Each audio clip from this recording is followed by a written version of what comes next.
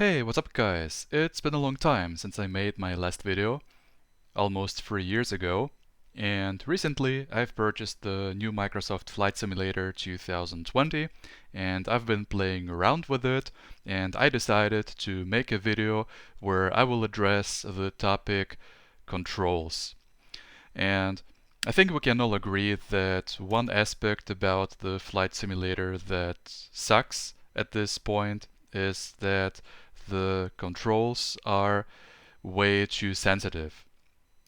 Here I am on runway at the Greenville-Spartanburg International Airport, and I'm just gonna demonstrate what I'm talking about.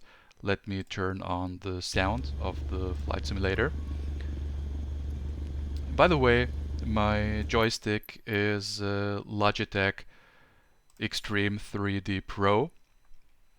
I'm gonna first access the control settings menu, and if you click on sensitivity, these are the default settings, I think, where you have a straight line. Now for the z-axis, let me actually also change it to default. So any input that goes to the simulator responds by a proportional movement of the control surfaces. Now we're gonna get back here. If you leave the settings like these, the airplane will respond way too sensitive to any motion along the elevator axis. Let me just release the parking brakes and apply full power to demonstrate that. So flaps are extended. I'm using the Cessna 152, which is a very good airplane. I like the quality, and I'm not alone in this opinion. So you can also feel that the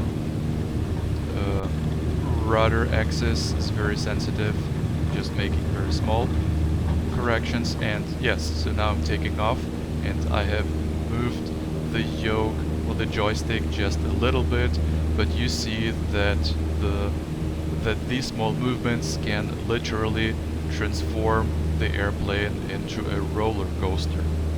And it's even worse if your joystick is jittery.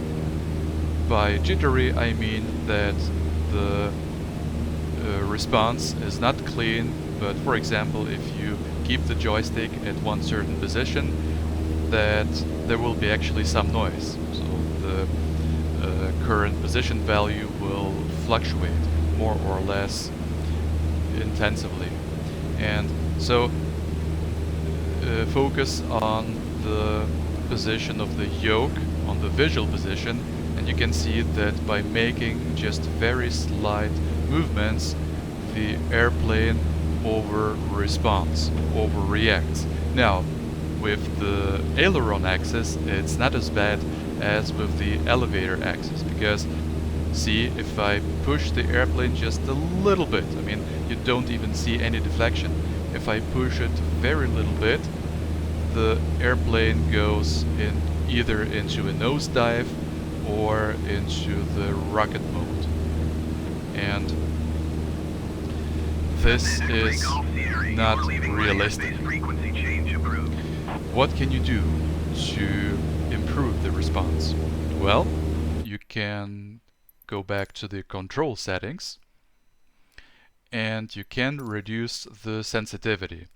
Now, the term sensitivity in this context is very misleading. Why? Because if you change the sensitivity slider in the simulator, what it does, it alters the response curve. For example, if I change the sensitivity to -50%, it doesn't mean that the airplane or that the control surfaces of the airplane will not react as intensively if you move your joystick all the way forward or backward or left or right. What it does is that in the region where the deflections are small, or let's say if you deflect your joystick along either axis up to the middle, the response or the sensitivity will be reduced in that region. But if you keep moving your joystick further out, the deflection of the surfaces will increase disproportionately from that region. Let me do it for both the x and y axis. We can also do it for the rudder axis, although, yeah, let's do it. So you see, it only changes the curve, and it's better than nothing. It's better than having a linear curve, because with the linear curve, as you have seen, it's way too sensitive. Here, you can at least reduce the sensitivity for small deflections. With the throttle slider, things are okay. If I move the throttle slider back and forth. I don't know why it's going up and down or down and up, but the throttle responds correctly. So there's no problem with the throttle axis, but with the X, Y, and Z axis, there's a problem. So let's now keep or actually let's do it all the way to the left. Let's set the sensitivity to minus 90% for ailerons and elevators.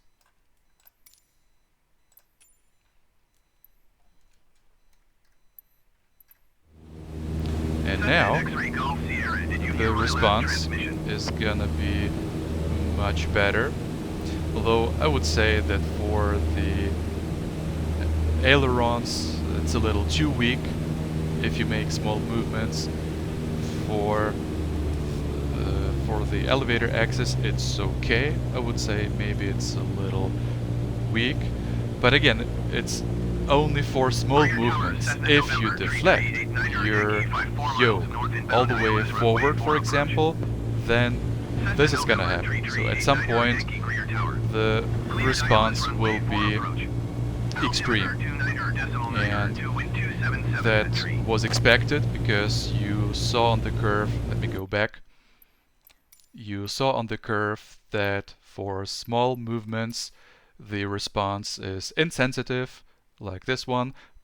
And now currently let's compare that with the official Windows game controller position monitor. That's the tool where you can calibrate your control stick. For some reason, if I have my headset connected, it tends to hang, so maybe there's some conflict. Let me check if it's gonna work now. Okay, so it's taking some time. That's because, I don't know, maybe there's some conflict for the USB position or the USB assignment. Okay, now here we go. So you see, I'm moving the joystick just halfway, and you see that the response increases, the sensitivity increases, and if I make the final inch or final millimeter, it's gonna just skyrocket. And same is true for the elevator axis. Okay, so if I make only small movements, and my joystick, by the way, it's jittery, I admit that, because the stick is 80 years old, and as it gets older it tends to get rusty, so the potentiometers and other parts, they deteriorate in their quality, and the result is that it jitters. Same thing is true with the z-axis. Anyway, so I'm moving the elevator axis just a little bit to the front, and then if I'm making the last millimeter, then it shoots all the way up. And earlier versions of Microsoft Flight Simulator, as well as all prepared versions, they allowed you, or still allow, to set the sensitivity to the way it's supposed to work. So if you change the sensitivity setting in FSX or other Microsoft flight simulators or prepared, you don't change the shape of the, well, you don't change the curve in that it is first flat and then it becomes steeper. Instead, you keep the curve as a straight line, but you make the straight line flatter. And that's how a sensitivity setting should affect the curve. It shouldn't make the curve more bowed out or bowed in. It actually should make a straight line a little flatter. Now, let me go back to 0% because in reality, if you move the yoke in the airplane, the control surfaces, their response is linear to the movements of the yoke. Now, I may be wrong on that. Let me know if I'm not right, because I'm not a real-world pilot. And I want to show you how you can, in fact, decrease the sensitivity in real terms. First, let's apply the settings and exit the simulator.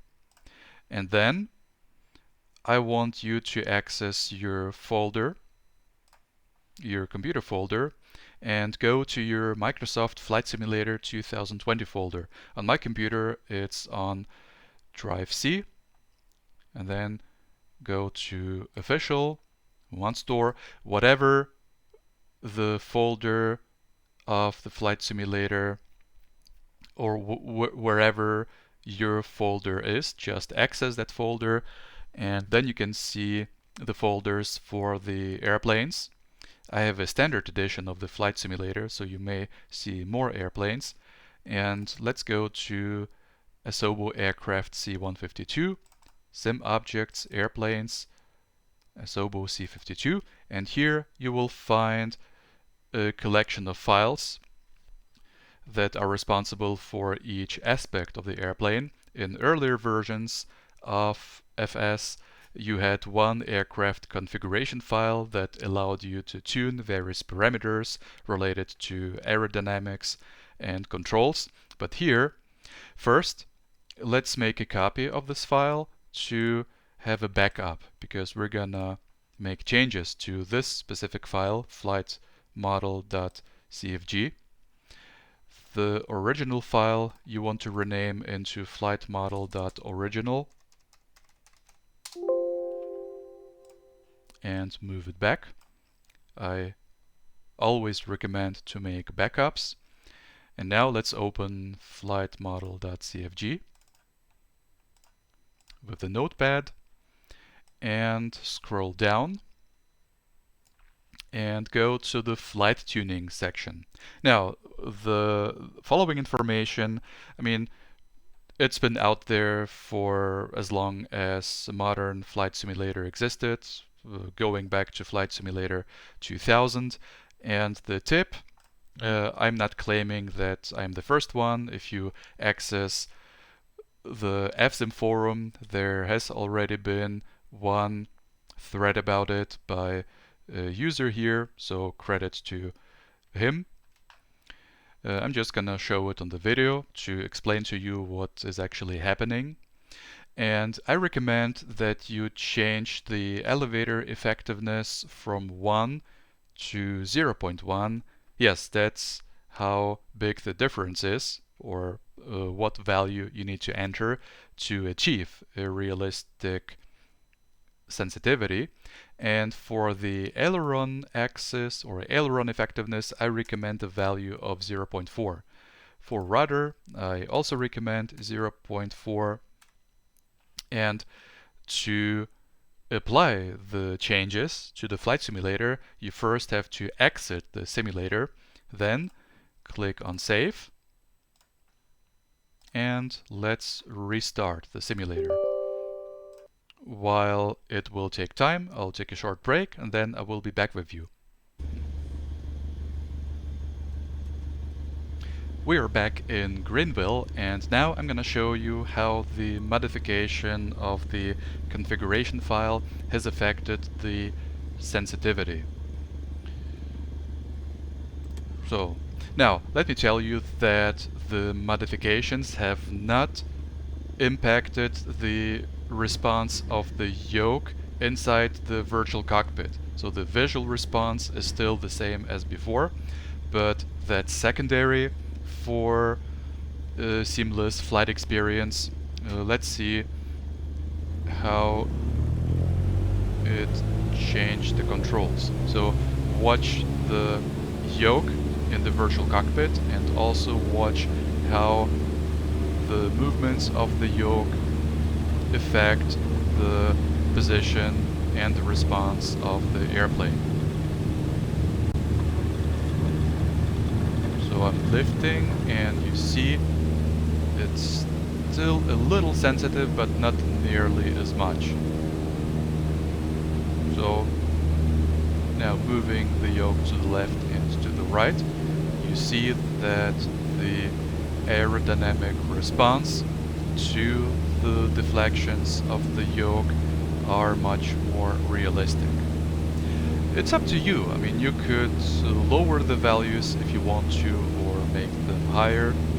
And what you need to understand is that the yoke now transmits linear input to the control surfaces, meaning that the response curve is still proportional. So we have decreased the sensitivity while having a proportional curve. So what do you think? I think it's much better, because that's one thing that was annoying about the new Microsoft Flight Simulator, and ironically, even though this is the newest flight simulator, but it offers the poorest flexibility as far as control settings. If you want to hear my opinion, I think that the control settings are incomplete and the assignment mechanism sucks. It's not as convenient, but who knows, maybe that will be improved in future updates. Okay, so once again, I'm moving the yoke up and down, and yes, maybe it's a good idea to lower the settings, the sensitivity settings in the configuration file from 0.1 to less than that, but don't forget that the faster you fly, the more responsive the airplane will be naturally, because the airflow is faster, so it will increase the response. But if you decrease the speed, then moving the yoke up and down, you see, so moving the yoke up from, actually let me set the trim correctly, because you have to play around with the trim settings. Okay, so I want to have level flight in the neutral yoke position. So I think that's where I am. Okay, and so you see small movements. Move the airplane up and down, but not as jumpy as before. So what value you set, that's up to you, what you find convenient, but just remember that if you want to change the sensitivity, you have to do it for each airplane separately. So you have to do it for the Cessna 152. If you fly with Cessna Skyhawk 172, you also have to do it for 172, and then also for other airplanes. Good. I hope you found this video helpful, and whenever I will come up with some things where I think that it needs to be illuminated and discussed a little bit, I will make videos in the future about the sim. Take care and have a good one.